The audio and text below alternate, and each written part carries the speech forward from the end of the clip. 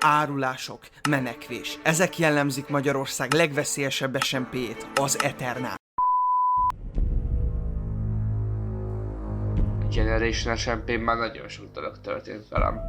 Megjártam a maffia sötét bugyrát, és voltam elnöke. Meghaltam, de újraélesztettek. Harcoltam a maffia ellen, egy profi játékos tanított engem.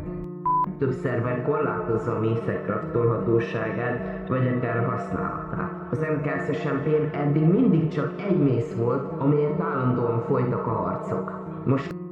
Hol vagy?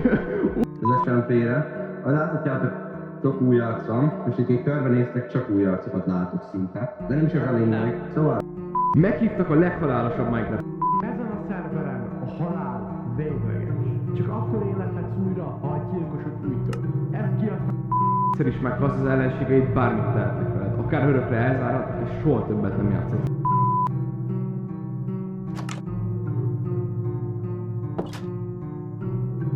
Még megbeszélhetjük.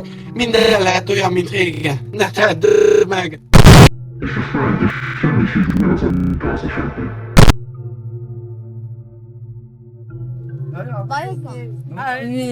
Mi a baj?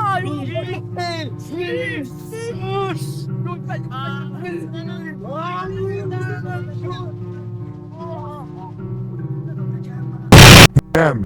Baszott, nem fogok a te oldaladra állni, te kíméletlen faszú!